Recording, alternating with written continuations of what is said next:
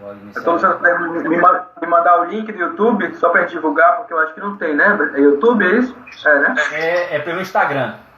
É o Instagram. @coelitacha.dv. Ótimo, vou mandar aqui pro pessoal. O pessoal já está entrando, boa noite. Normalmente eu aguardo um pouquinho, que é aquele tempo inicial que o Instagram, né, vai comunicando os nossos seguidores. Hoje vai ser uma noite mais do que especial, né? São duas pessoas assim que eu prezo muito, né? Para quem não me conhece, sou Luciano Coelho, sócio do Coelho Taxa Advogados, escritório que está nesse mês de maio fazendo uma série de lives para tratar especificamente de aspectos trabalhistas decorrente da pandemia do Covid-19, né? E já mencionamos aspectos mais focados para o empreendedor, também já tratamos com advogados e hoje é a vez dos caríssimos magistrados, né, contribuir com as visões particulares, né? Inicialmente estaremos aqui com o Dr. Igor Zani, juiz do trabalho da 11ª Região, especialista em Direito do Trabalho e Processo do Trabalho, mestrando em Constitucionalismo e Direitos na Amazônia pela UFAM. É extremamente gratificante tê-lo com a gente aqui, doutor Igor, porque assim que eu cheguei em Manaus, ainda em 2012, a gente já teve um contato inicialmente tendo a sua companhia como assessor, né, em uma das varas do trabalho aqui em que eu militava.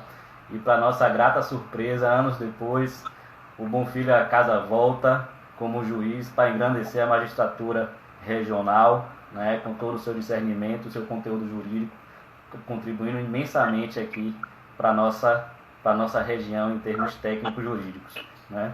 De outro lado, é uma pessoa que me inspira, né, é o professor Rodolfo Pamplona Filho. Fui aluno lá da turma de 2005, enquanto ele ainda era juiz da comarca de Eunápolis, não é isso, professor? Exatamente. Da comarca de Eunápolis. 2005, eu estava em Eunápolis em 2004 e 2005 estava em Painhéus. Exatamente. É uma pessoa que me inspira em diversas formas, principalmente como ele consegue gerir o seu tempo, né? Então é juiz, é mestre e doutor pela PUC, mestre de Direito Social pela Universidade Castilla de la Mancha, membro do Instituto Brasileiro de Direito Civil, membro e ex-presidente do Instituto Brasileiro de Direito do Trabalho, presidente da Academia de Letras Jurídicas da Bahia. Fora isso, é um maratonista de lives. Já chegou em 150, professor? Essa aqui é a 145. Quase 150. Então, além disso, ainda é poeta, cantor da banda Crooners in Concert, né, e outras cositas más. Então, um dia eu quero conseguir dividir o meu tempo como o doutor consegue, né?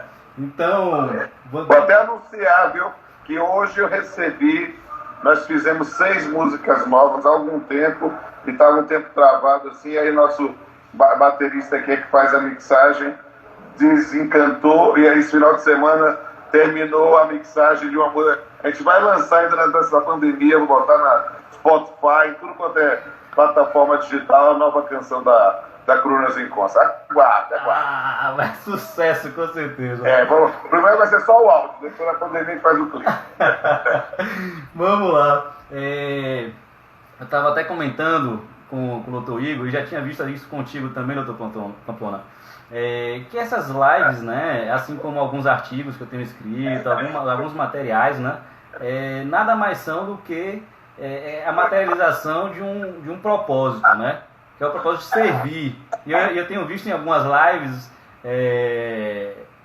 o professor mencionando justamente uma máxima que eu levo comigo também, que é justamente a máxima de Gandhi, que quem não vive para servir, né, não serve para viver. Então, se tem alguma coisa que a gente pode contribuir tecnicamente nesse momento, principalmente no mundo de fake news, é a gente promover esse debate, promover a disseminação de conteúdos jurídicos sólidos e que gerem debates mais aprofundados, né? Nesse momento de insegurança, conhecimento é luz. Então eu agradeço muito a participação de vocês e espero que nessa 1 hora, que eu sei que vai ser voando, a gente consiga mencionar alguns pontos que geram um pouco de insegurança nesse momento por vários setores da sociedade, tá bom? Começando com o professor, pedir vênia ao doutor Igor, eu queria começar à vontade, tratando de um ponto específico para a gente iniciar esse bate-papo, que é uma visão, né, que eu tenho, que depois de estar sob ataque, né, com artilharia pesada, inclusive, desde a reforma trabalhista, sendo até abertamente desprestigiada por setores da sociedade, eu acredito que já está claro que um dos efeitos da pandemia é a revalorização da justiça do trabalho, né? Tendo ela, inclusive, um papel central na acomodação de valores e princípios vitais nesse momento, que são relacionados à manutenção de um emprego digno, né, e à preservação das empresas, né? Eu gostaria, doutor Plamplona, de iniciar nosso bate-papo com algumas palavras do doutor sobre essa visão, sobre essa questão. Querido Luciano, é um prazer revê-lo ainda aqui virtualmente. Eu espero que, quando a pandemia passar, eu possa voltar aí a Manaus, ter a oportunidade de rever alguns amigos que fiz aí, te rever também. Fazer minhas saudações ao doutor Igor, que foi meu aluno na Escola Nacional da Magistratura Trabalhista, né? Então, para mim é um prazer tê-lo também aqui como meu colega e bater um papinho sobre esta situação que estamos vivendo. E, de fato, Luciano, nós estamos vendo, estamos testemunhando, nós não estamos contando história, mas sim sendo testemunha da história de um período de revalorização da disciplina jurídica das relações de trabalho, né? Realmente o direito de trabalho, quem ministrar um curso preparatório para concursos ou em cursos de pós-lato sensu, tem a convicção efetiva de que o direito de trabalho estava meio escanteado pós-reforma trabalhista, desprestigiado, né? As pessoas não pensavam mais em investir os seus estudos ou a sua reflexão maior no campo das relações de trabalho.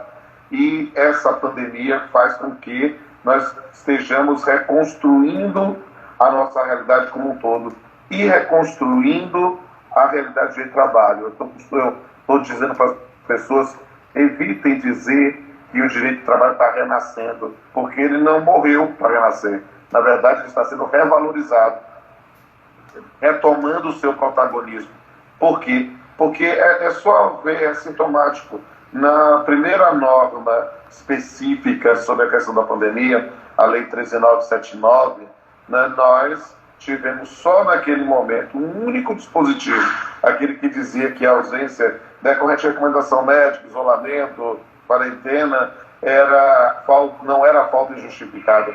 E só aquilo fez com que nós tivéssemos que ser consultados por todo mundo para a diferença de interrupção para suspensão, a verificar até quando o empregador pagava, perto de quando o INSS pagava. Ou seja, passamos a ter uma revalorização de uma disciplina jurídica das relações de trabalho. E depois, dentro desse verdadeira pandemia de medidas provisórias, né, nós vimos o quanto a disciplina jurídica das relações de trabalho é importante. Na verdade, antes mesmo dela, não dá para mim, que sou bem mais velho que vocês, queridos, né, eu preciso dizer que não, e que eu vivo na justiça do trabalho, né, contando meu tempo de servidor, né, doutor Igor teve essas experiências também, atuar como servidor, de ser como juiz. Eu estou na justiça do trabalho desde 1992. Né? Então, na verdade, é muito tempo. Né? São 28 anos dentro da casa. E não dá para negar que eu vi com uma certa ironia ou até com um certo sorriso no canto da boca, quando eu vi pessoas que diziam que era para revogar a CLT, que ia chegar tinha que fechar, querer se valer de dispositivos contidos na CLT para resolver os seus problemas empresariais, seja na força maior, o fato do príncipe, entre outras coisas. E na pandemia de medidas provisórias, nós vimos um ponto que é muito importante, e eu tenho destacado sempre, em todas as lives que trato dela.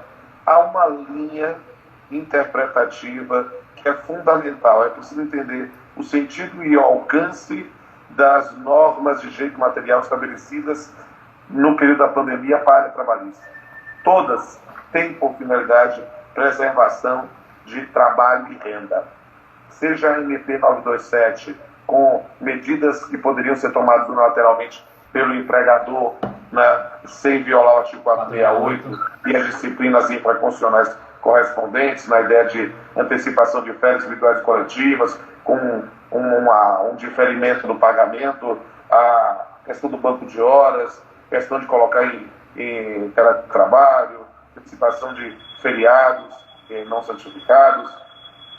Quanto da MP 936, a polêmica MP 936 com a de 6363, na ideia de redução de salários ou suspensão de contratos pela via individual. A gente pode discutir a questão do Supremo depois, mas também nas três MP seguintes, 944, 945 e 946, que tinham por finalidade custeio da folha de pagamento, né, com crédito melhor, ou seja, para pagar a folha de pagamento quer dizer manutenção de pós de trabalho. MP 945, em relação ao trabalho avulso, né, com compensação de taxa portuária, e a MP 946, com a extinção do fundo do PIS/PASEP, não é o PIS/PASEP, não é o PIS, o PIS continua, o abono anual continua, mas do fundo PIS/PASEP entre 71 e 88, para recompor o fundo, ou seja, para botar dinheiro na economia, já que estamos passando por um período de isolamento e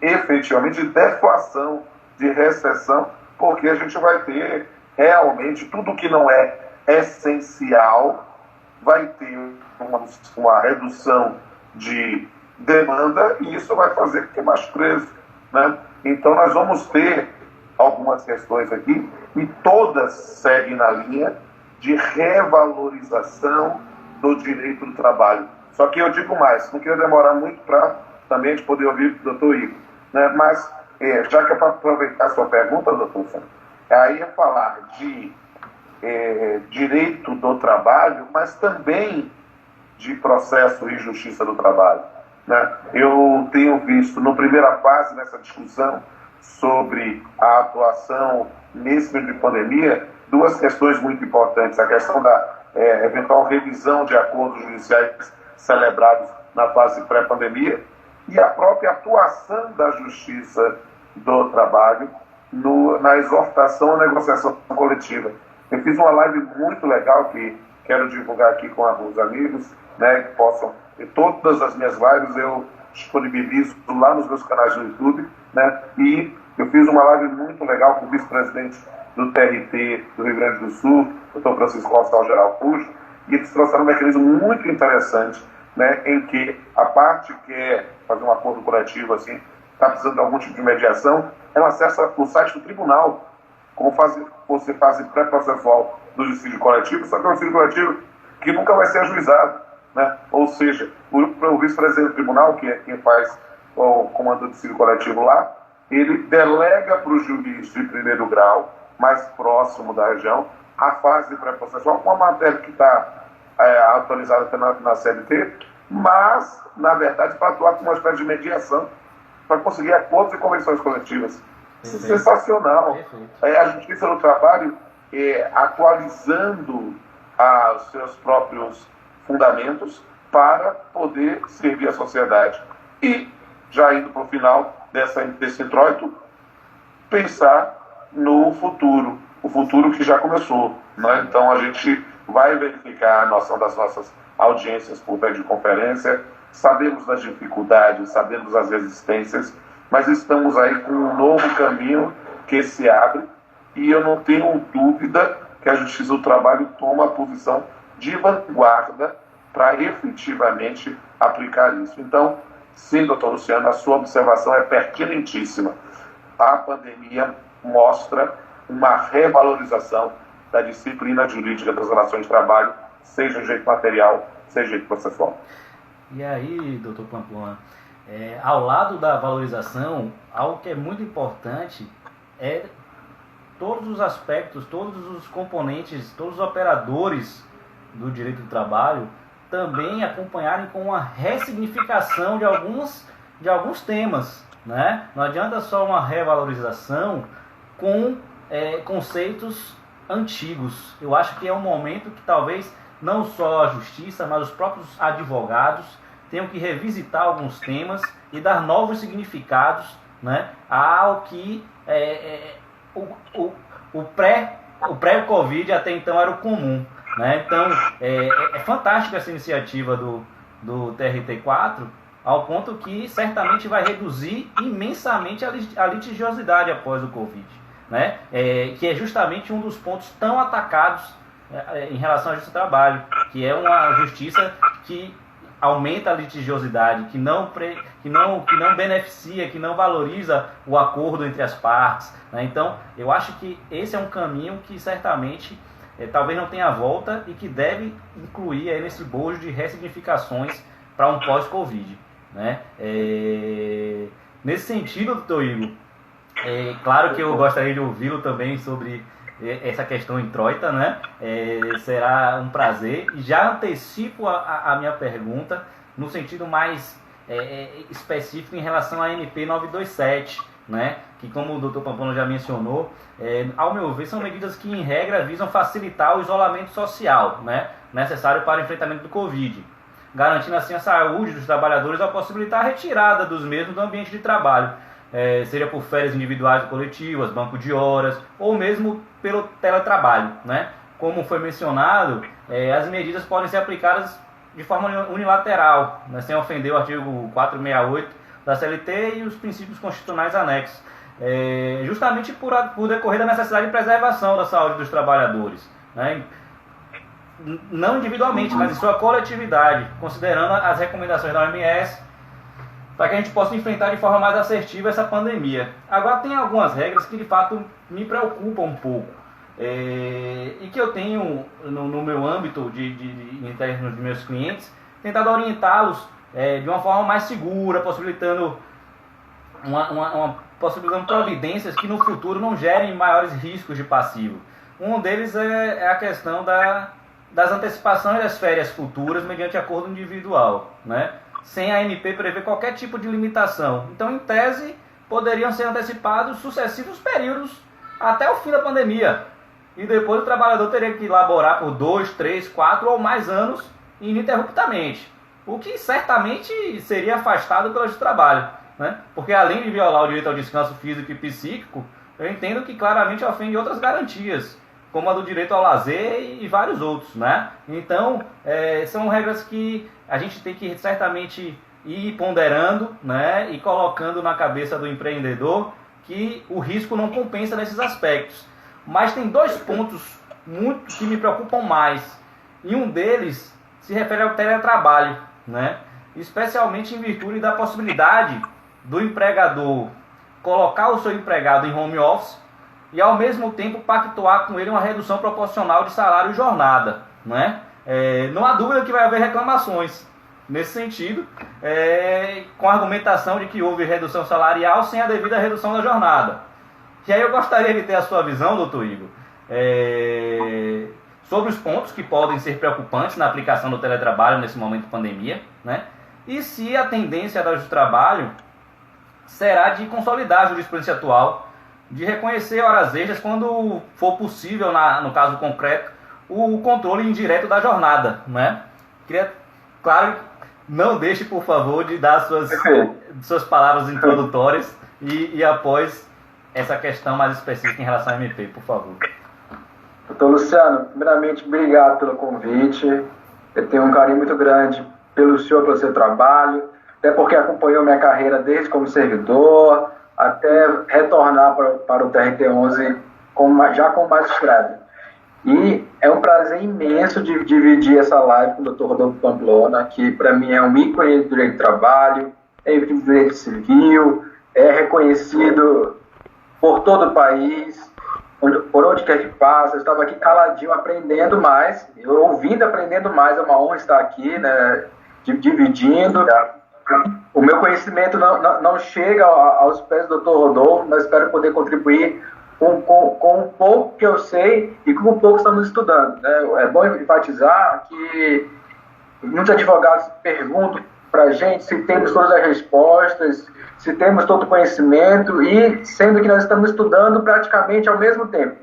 Juízes estudam dia e noite, diversas lives, as EJUDs produzem cursos, estamos atualizados. Eu vendo o Dr. Rodolfo Pamplona nas lives dele, assistindo live de outros professores, porque estamos todos numa fase de aprendizado. Então, eu acho que a maior reinvenção desse trabalho está sendo principalmente conhecimento. Eu acho que estamos todos em processo de estudo.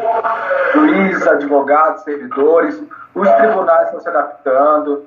O regime nosso de trabalho remoto é um regime diferenciado, porque é um trabalho remoto que nós estamos estados diariamente a resolver diversas demandas.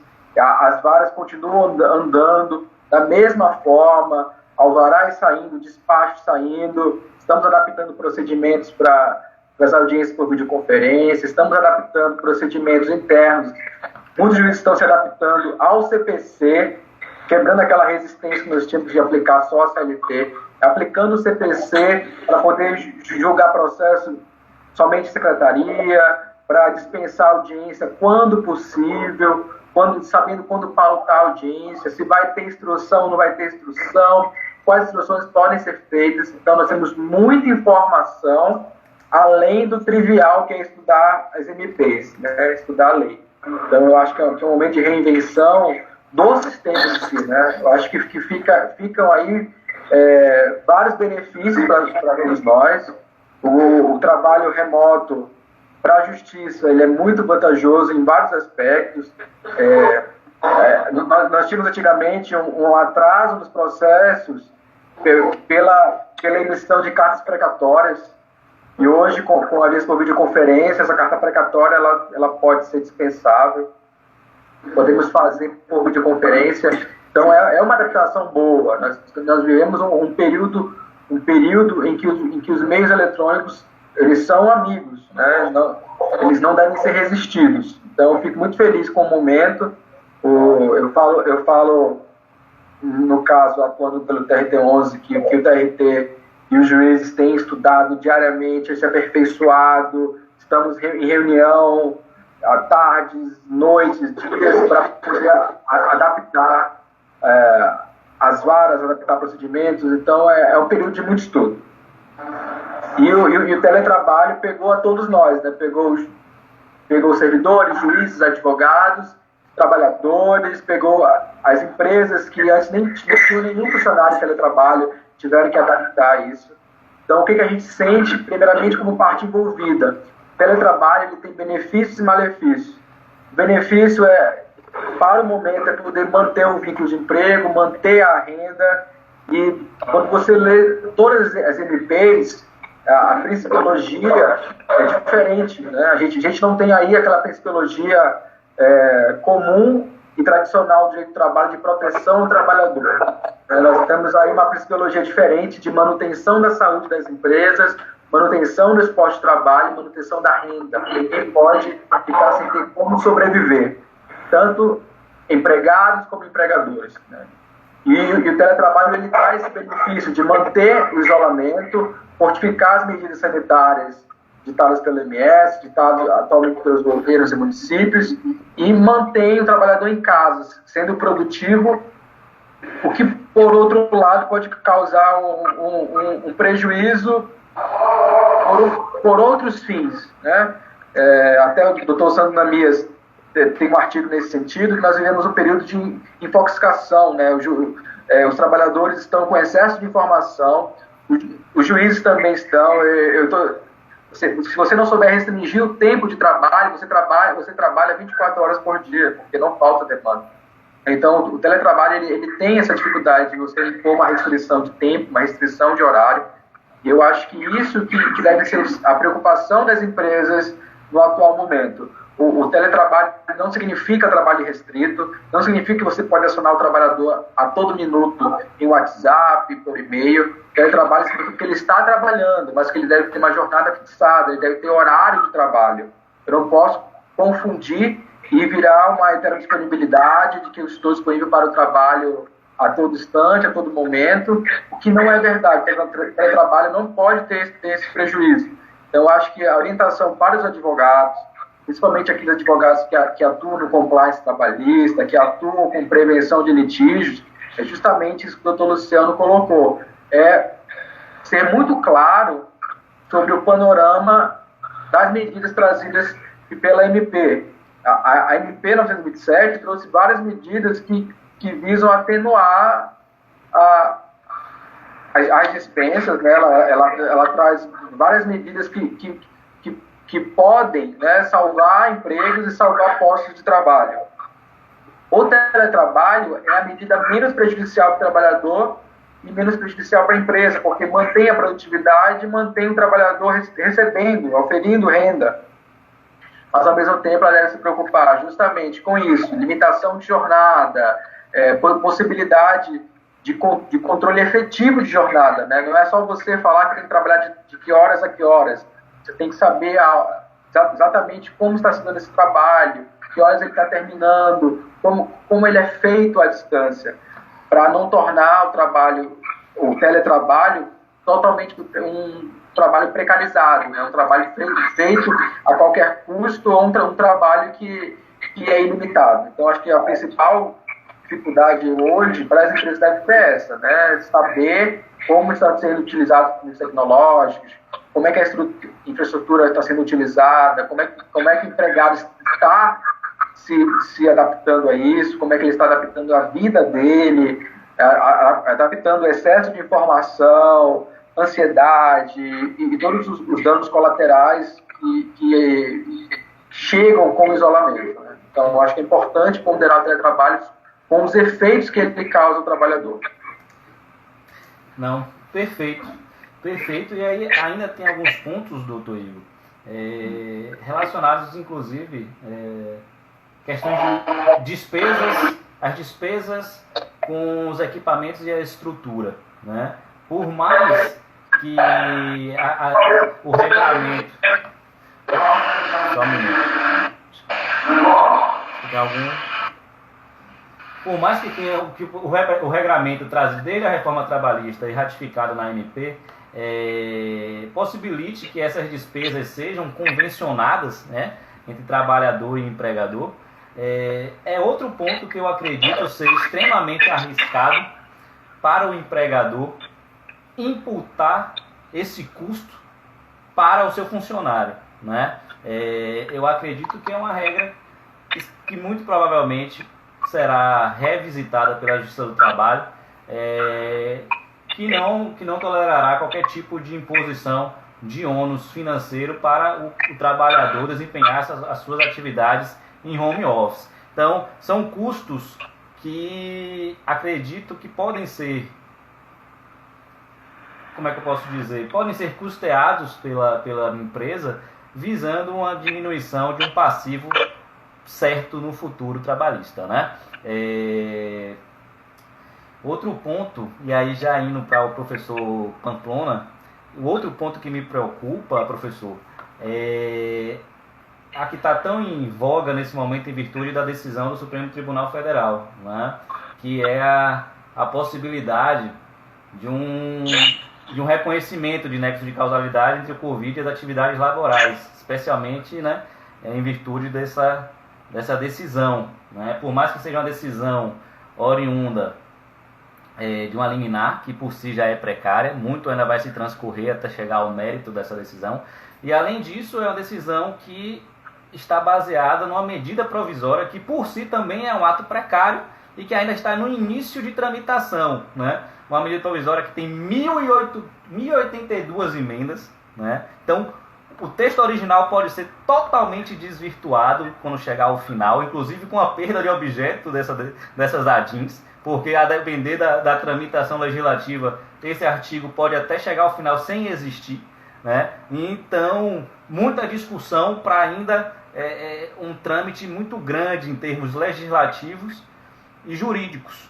Mas, de toda forma, para o empreendedor que vê ao médio e longo prazo e já enxerga isso como um risco futuro, qual seria a sua interpretação, professor, em relação a essa decisão? E como acredita que a mesma será aplicada, caso definida dessa forma, caso consolidada dessa forma, na Justiça do Trabalho? A questão é a seguinte: a medida provisória 927, trouxe em seu contexto o artigo 29, que dizia que o contágio por Covid-19 não seria uma doença ocupacional acidente do trabalho. Essa medida tinha por finalidade buscar, dentro dessa visão talvez excessivamente empresarial, uma espécie de blindagem da atividade econômica para os efeitos do reconhecimento da infortunística na relação de trabalho. Ou seja, não somente o custeio pela Previdência Social depois de 15 dias, mas principalmente o efeito do artigo 118 da Lei 8.213, que é a estabilidade no emprego por um ano. Então, o que acontece, de fato? Trouxe essa característica. O Supremo Tribunal Federal retirou a eficácia desse dispositivo, né? E confesso que é muito interessante para mim refletir sobre a conclusão, mas às vezes sobre os fundamentos. Os fundamentos da decisão, quando a gente lê as razões de decidir, não a conclusão, foram muito relacionadas à ideia da própria decisão do Supremo Tribunal Federal, do ministro Alexandre de Moraes, né, no sentido do reconhecimento da possibilidade da responsabilidade civil objetiva do empregador por um acidente de trabalho. Mas, embora isso realmente tenha sido ventilado expressamente no momento da decisão, o fato é que a retirada de efeitos da previsão vai se tornar um status quo ante. E qual é a ideia do retorno ao status quo ante? Literalmente, a possibilidade de que, sim, ser contaminado por Covid pode caracterizar uma doença no trabalho? Pode, mas não é o que muitas vezes nós recebemos no mundo das fake news e das repercussões pela imprensa ou pelos grupos de WhatsApp. Né? Não é dizer que Covid é acidente de trabalho ou Covid é doença ocupacional. Não é isso. Não foi isso que o Supremo decidiu. O Supremo retirou a eficácia do dispositivo que, entre aspas, blindava quem tivesse um empregado contaminado por a Covid, de caracterizar o acidente. Agora, ficou doente, já é acidente? Não. Vai depender se há uma demonstração do nexo de causalidade com o trabalho. E Luciano, chama de Luciano pela intimidade, que é meu aluno, né, mas quero chamar de doutor Luciano, né, dizer especificamente, especificamente, a gente precisa retornar à compreensão da matéria. Né? Há uma dificuldade pragmática muito grande para a demonstração desse nexo de causalidade. Por quê? Porque justamente se trata de uma doença decorrente de um vírus de fácil propagação. Então nós podemos nos contaminar na nossa própria casa em função do recebimento de uma comida em delivery. A gente pode ir quando saiu para comprar um medicamento e se contaminou.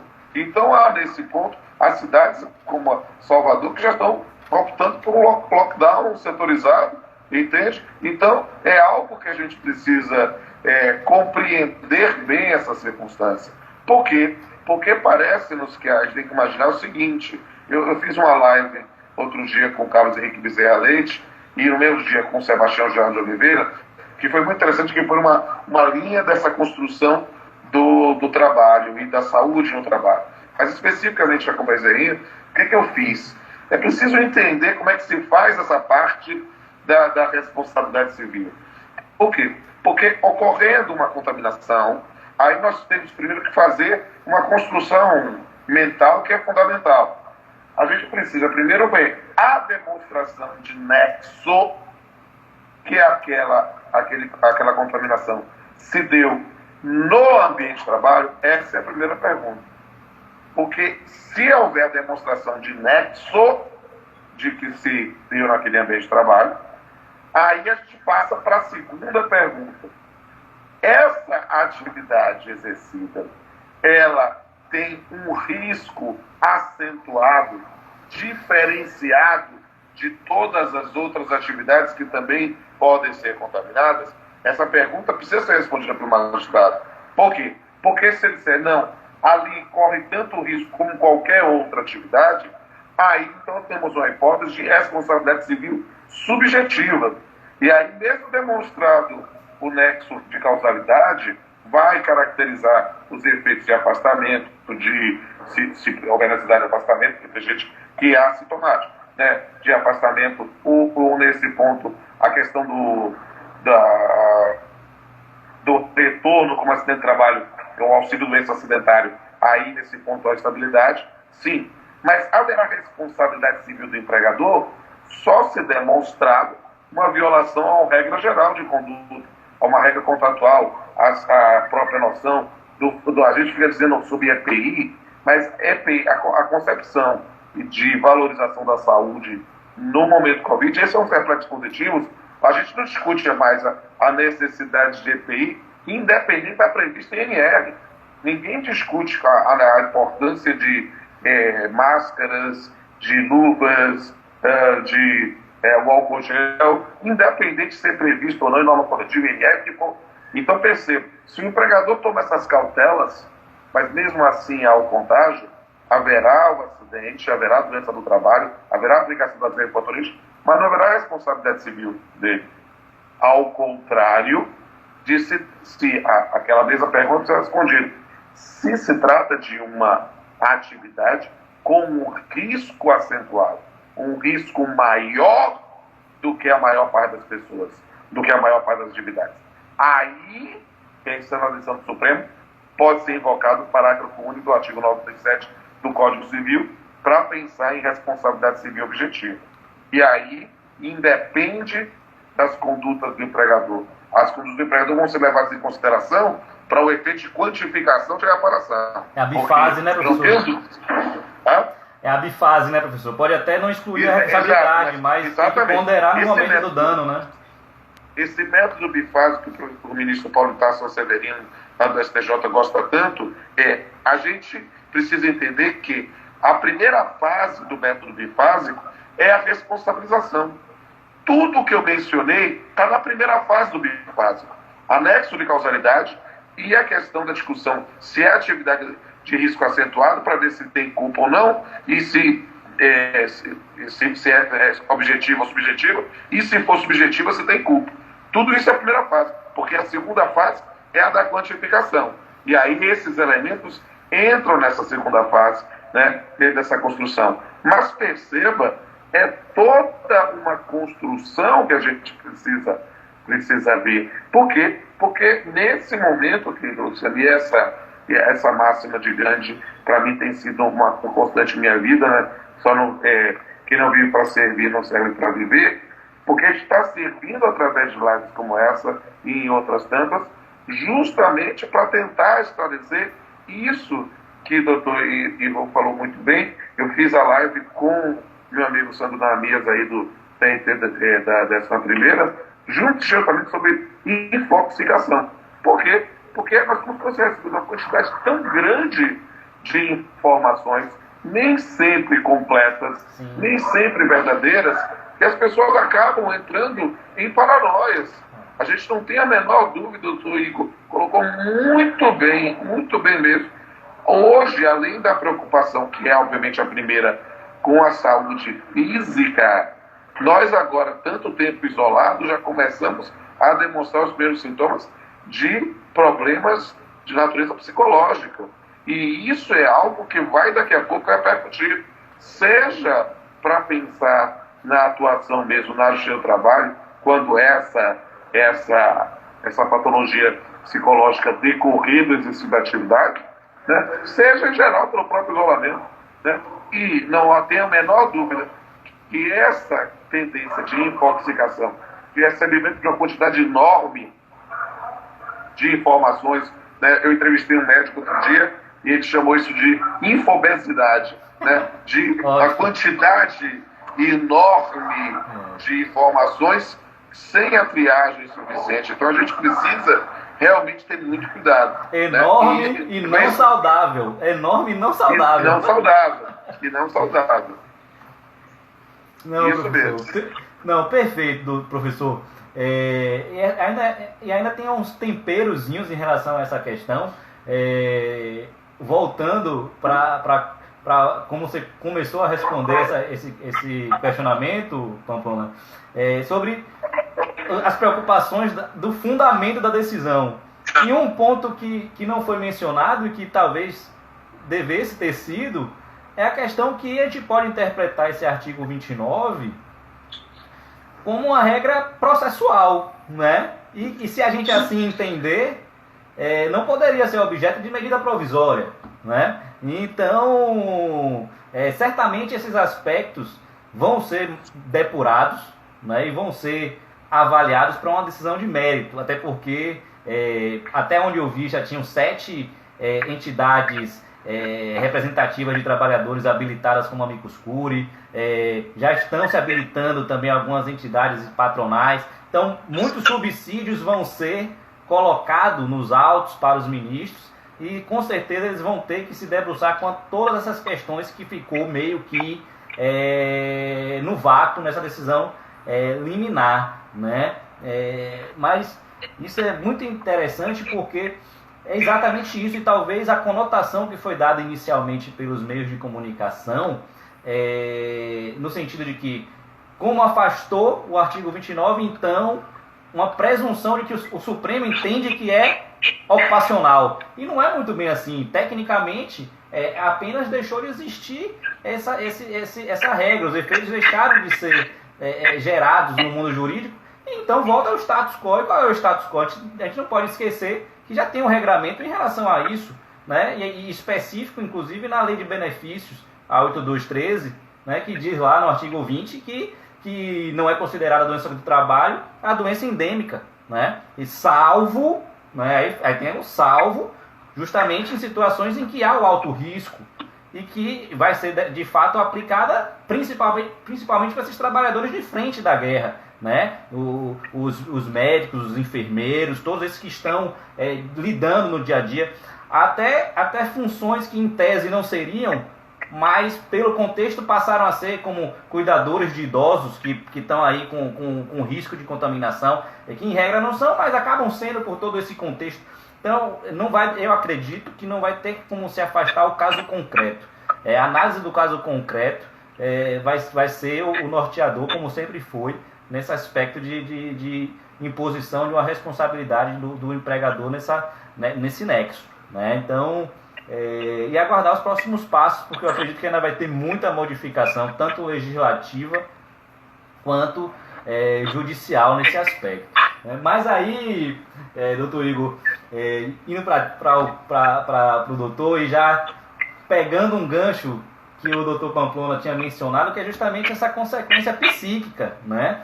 Mesmo antes da pandemia, a depressão, como exemplo de doença psíquica, já era considerada a doença do século, né? Então, e o número de ações trabalhistas que já estavam começando a se relacionar com a depressão, de síndromes, já estavam em processo evolutivo, já estavam ascendendo.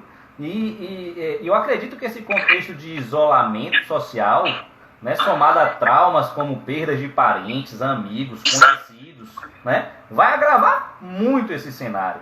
E diante de todo esse caldo, ainda tem a questão de que muitos que não trabalhavam em casa estão trabalhando hoje e vão continuar posteriormente trabalhando em sua residência, sem ter um convívio social, sem ter como dividir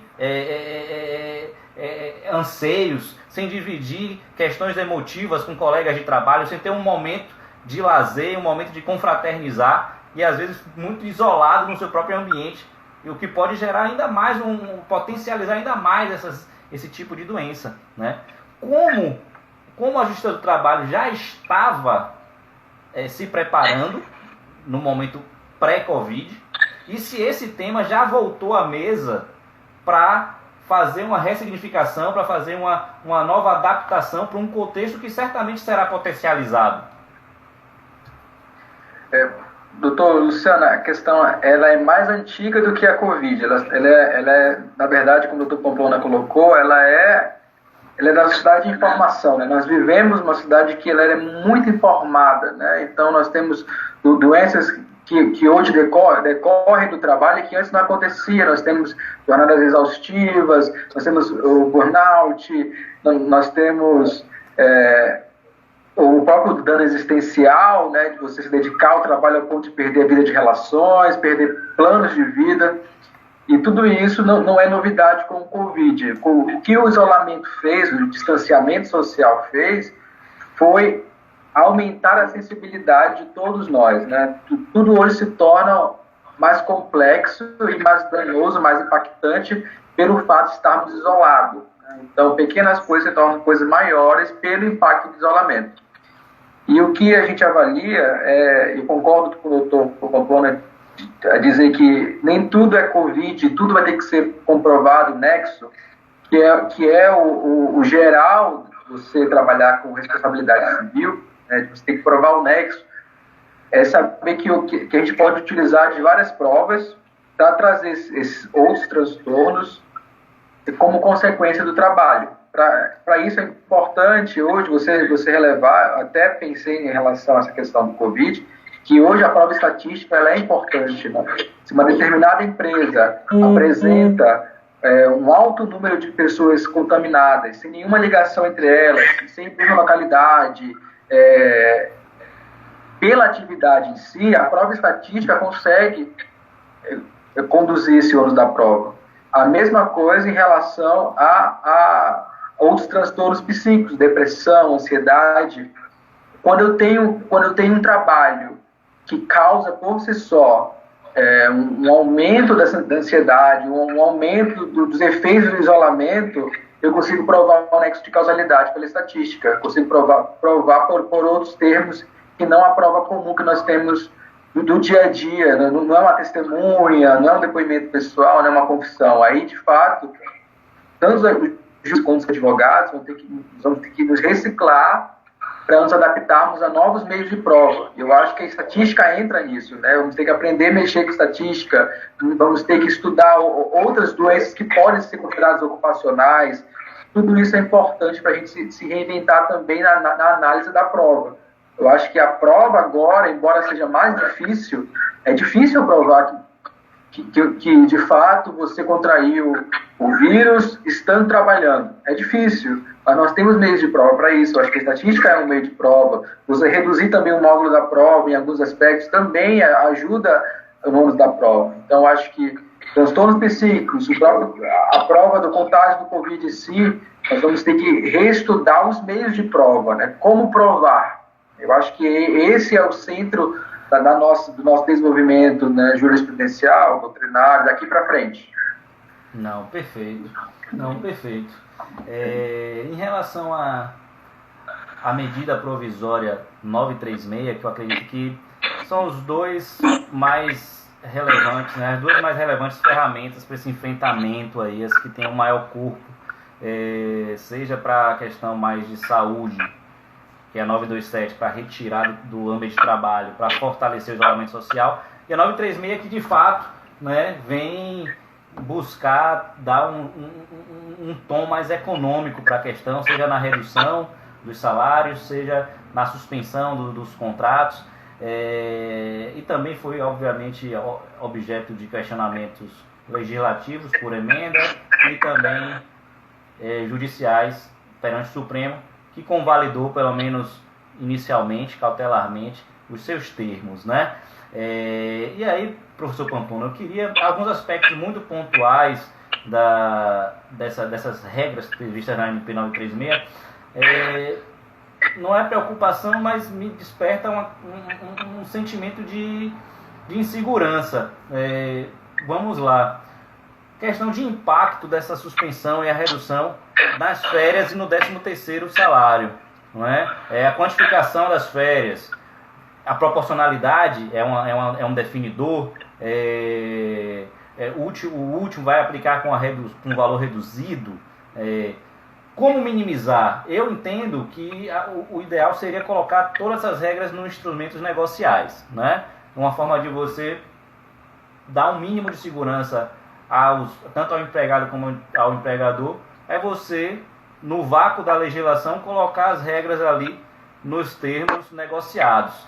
principalmente, se possível, por um instrumento coletivo, né? Mas, para aquelas situações em que não há, existe alguma regra em que a gente pode se basear para esse momento atípico? Como seria esse impacto de quantificar as férias e 13º quando suspenso o contrato ou quando reduzido os salários? A MP 936 nada trouxe sobre esta questão e não é de se estranhar que não tenha trazido, porque ela veio num sentido de imaginar que fosse uma norma temporária para uma situação temporária, né? Lembre-se que na época que ela foi editada ainda se falava que era uma gripezinha ou coisa do gênero, né? Então o que acontece? A gente vê a seriedade e vê nesse ponto quanto isso ainda vai demorar. Então o que é preciso entender? Assim? Que o ideal, sem sombra de dúvida, é que no instrumento individual ou coletivo que disciplinar a redução do salário, isso já vem explicitado. Sem sombra de dúvida, acho que você, como atua como advogado militante, deve recomendar muito aos seus clientes isso, justamente para tentar diminuir o seu potencial passivo. Só que muitas vezes nem todo mundo está bem assessorado, né? Nem todo mundo está aí bem acompanhado por um advogado da sua qualidade. E aí o que vai fazer? Né? Aparece-nos que a gente deve talvez buscar o campo da proporcionalidade, até mesmo pensando a redução nesse valor, e ele já recebeu valores superiores, porque a lógica de fazer a quantificação com o último salário é uma lógica que levava em consideração as circunstâncias que o salário só aumentava, não diminuía. Então, tendo essa circunstância, parece-nos que tem que pensar numa proporcionalidade mês a mês, levando em consideração a média dos salários para poder fazer a quantificação. Ou seja, 1/12, levando em consideração o salário de cada mês correspondente, para que a gente possa ter talvez um mínimo de segurança, mas sem uma previsão específica na norma individual e coletiva, é potencial passivo para qualquer empresa. Perfeito. Quanto mais ferramentas a gente tiver para buscar essa segurança, né, é o momento. E esses debates, inclusive, fazem parte dessas medidas, né? Para a gente maturar, para a gente trazer a questão à tona e por mais que não seja 100% de certeza, pelo menos já é um caminho um pouco mais seguro para que os envolvidos possam trilhar, né? Doutor Igor, acho que foi dia 15, semana passada, teve uma live que foi realizada pela Escola Superior de Advocacia com o ministro Douglas Alencar. E ele, considerando o contexto, né, da grave crise econômica e social, e também se utilizando até da teoria de Alexis, né, de Robert Alexis, ele entende que as regras previstas nessa medida 936 são necessárias, adequadas e proporcionais, né? Então, inclusive, como a gente pode até denominar, numa jurisprudência de crise, né? Diante desse cenário de flexibilização temporária de direitos trabalhistas, né, em virtude dessa necessidade de uma jurisprudência de crise momentânea, seria possível fazer uma análise de futurologia e prever quais temas podem ser os mais recorrentes na justiça do trabalho pós-Covid, no seu entendimento? Doutor Pamplona pontuou de forma muito clara, eu acho que o entendimento dos juízes hoje passam também pela mesma análise, de que hoje tudo tem que ser visto com proporcionalidade, né? Tudo nosso hoje tem que ser analisado como uma nova principiologia. A questão é, quando a gente fala, vai reduzir 13º, vai reduzir férias, tudo bem, mas você passa também pela análise contrária. É melhor reduzir férias, reduzir 13º e manter empregos, manter renda, ou é melhor você conceder tudo e esquecer o momento que estamos vivendo? Aí eu não estou falando de relativizar direitos, mas estou falando em termos de você entender o momento que nós passamos. Nós passamos um momento de exceção, né? O direito do trabalho está sendo encarado aqui como um remédio, né? O capitalismo criou a crise, fez a crise, e o direito do trabalho vem como equilíbrio, como remédio. E a gente não pode tornar aí a situação muito pior do que ela já está, né? Então, a análise dos juízes hoje, a nossa preocupação de estudo, a preocupação nossa é tentar ser o mais ponderável possível, né? E entender que as MPs tratam de um direito de exceção, um período de crise, um período totalmente excepcional, e que nós teremos, e que a intenção não é você zerar os impactos. Não tem como dizer que as MPs 927, 936, elas vão zerar as demissões, ou elas vão manter todos os postos de trabalho, mas elas se prestam a reduzir da melhor forma possível e com o maior espectro possível os impactos da crise. Então, eu acho que mesmo assim nós teremos impactos ainda, ao final. Nós teremos demissões, dispensas em massa. Nós tivemos no trecho entre a saída da 927 para a 936, nós tivemos demissões em massa, porque ninguém conseguiu ver a primeira MP alguma saída plausível. Ela tinha, você empurra para frente da folga, da férias, mas e aí o pagamento? Então nós tivemos demissões em massa nesse período, e que vão chegar à nossa justiça, né? A OIT estima que nós vamos ter pelo menos 25 milhões de desempregados no mundo, fora os números que nós já tínhamos antes. O Brasil se insere nesse contexto, que já era um contexto precário. Nós vivíamos um período de discussão das tecnologias disruptivas, né? Aplicativos, precarização das relações de trabalho. E tudo isso se soma com a crise atual. Nós vamos ter aí um acervo de litígios que vai desaguar em algum momento.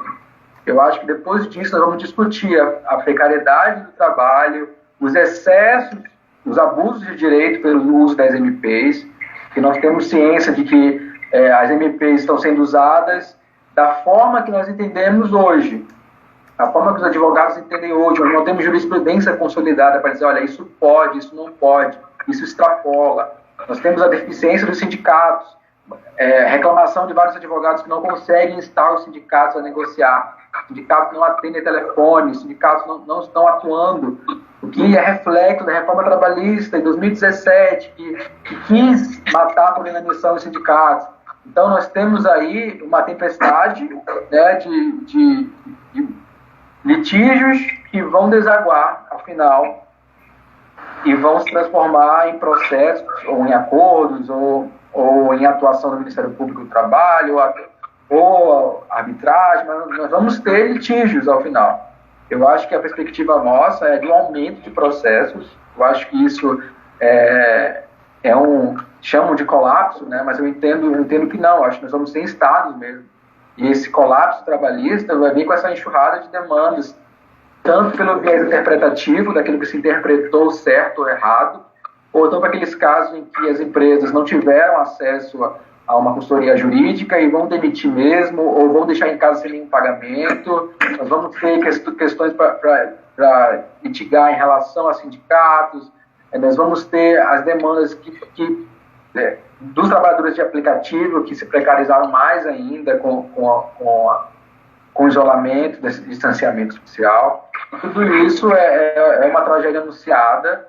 Nós vemos necessidade de atualizar. Então, a gente sempre fala em curso para advogado, que o advogado trabalhista vai ser o mais instado pós-Covid, porque tanto para a empresa, qualquer outro tipo de empregador, quanto para empregados reclamantes, porque nós vamos ter demandas.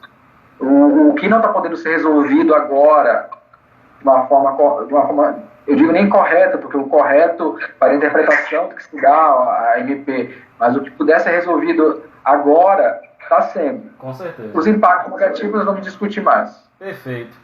Doutor Igor, eu vou pedir, venha, e eu vou conceder também o meu tempo, eu vou agradecer a presença de vocês. Já temos apenas 1 minuto e pouquinho, e eu queria conceder esse minuto final, né, ao doutor Pamplona, ao amigo, ao professor, com a pergunta. Eu agradeço, obrigado.